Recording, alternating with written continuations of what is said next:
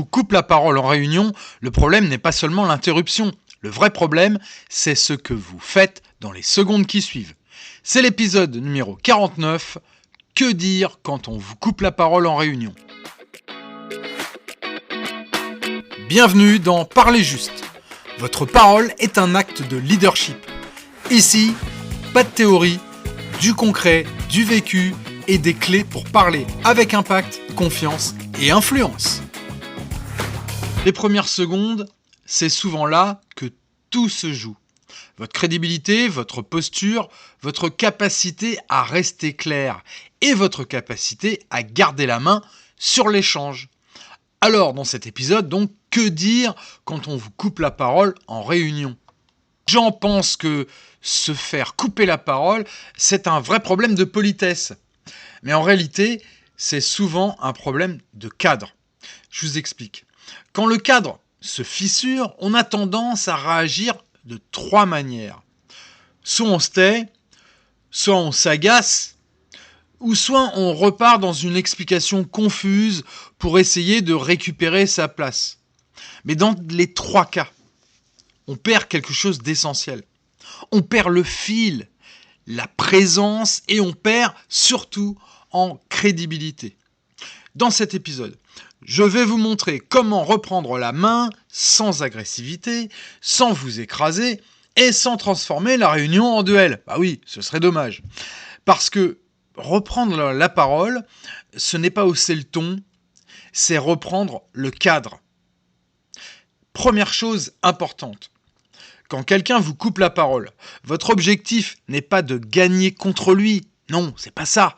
Votre objectif, c'est plutôt de remettre l'échange dans un cadre clair. C'est très différent. Si vous cherchez à gagner, vous entrez dans un rapport de force. Et si vous cherchez à reprendre le cadre, vous restez parfaitement dans votre rôle. Et c'est beaucoup plus fort. Beaucoup de managers ou de dirigeants font une erreur simple. Ils croient qu'il faut soit laisser passer pour paraître ouvert, soit répondre plus fort pour réaffirmer leur autorité. Mais aucune de ces 2 réactions n'est vraiment la bonne. Non, se taire trop vite, c'est laisser l'autre prendre l'espace. Et alors, au contraire, répondre sèchement, c'est déplacer la réunion vers une tension qui est totalement inutile. Expliquer trop longtemps, c'est souvent montrer qu'on a perdu son axe. Alors le bon réflexe, quel est-il ? C'est d'avoir une reprise calme, nette et crédible. Et pour ça, je vous propose vraiment une méthode ultra simple en 3 temps. Premier temps, stoppez calmement.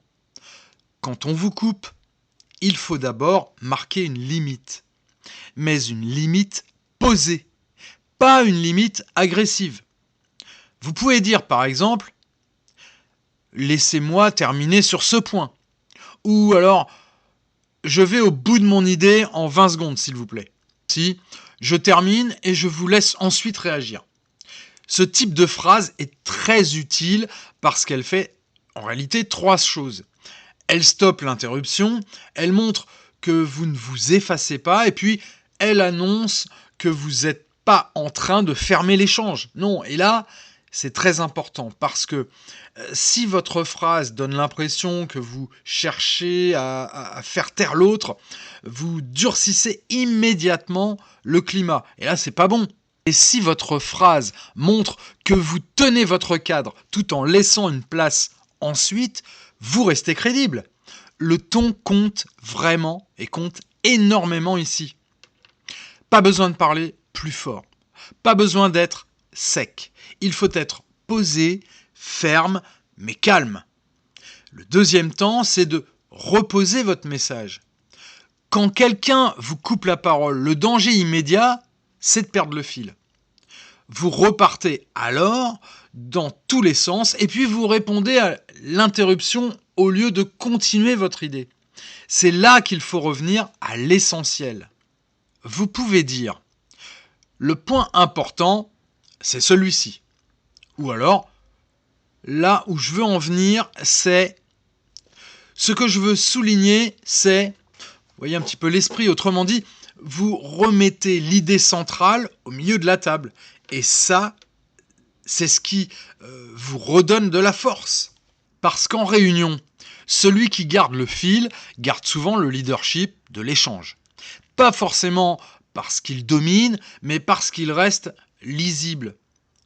Une parole lisible, ça rassure toujours. Une parole floue, ça affaiblit. Le troisième temps, c'est de redonner un cadre d'échange. Et c'est une étape essentielle. Si vous vous contentez de stopper l'autre, vous reprenez la parole, certes, mais vous ne sécurisez pas la suite.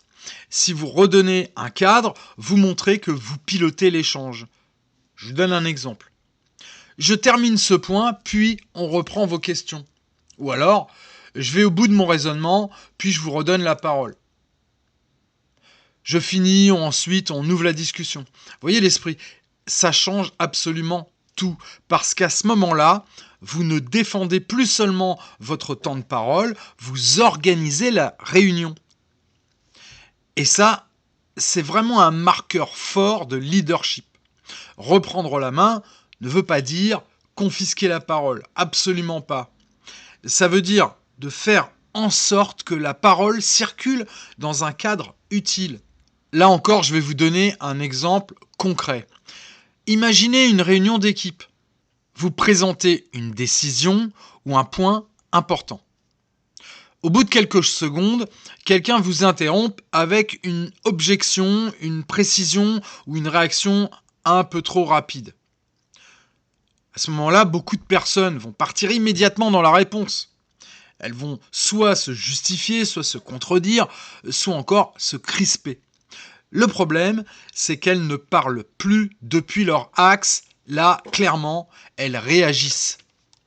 Et quand on réagit, on perd souvent sa structure. Dans cette situation, vous pouvez faire beaucoup plus simple. Il vous suffit de dire « Je termine mon point et je vous laisse réagir ». Puis vous enchaînez, par exemple, le point central, c'est celui-ci. Et enfin, je vais au bout, puis on ouvre l'échange. Regardez ce qu'il se passe.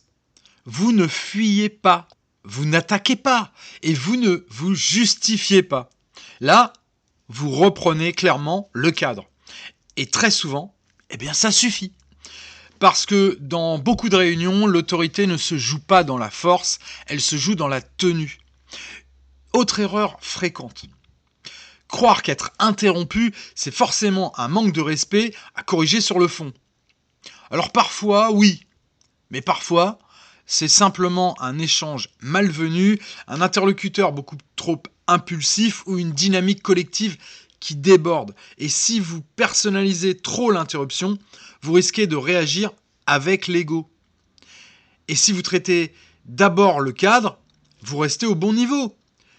C'est là toute la nuance, toute la différence. Vous n'êtes pas là pour remettre quelqu'un à sa place, non, vous êtes là tout simplement pour remettre la parole à sa place. C'est plus élégant et beaucoup plus efficace. Et plus fort, beaucoup plus fort. Je vous propose maintenant quelques reformulations assez simples pour les garder en tête. Par exemple, vous pouvez dire « Laissez-moi terminer ce point. Je vais au bout de mon idée en 20 secondes. Je termine et je vous laisse réagir. » Vous n'avez pas besoin de 50 phrases, vous avez besoin de quelques reformulations que vous pouvez dire naturellement, avec calme.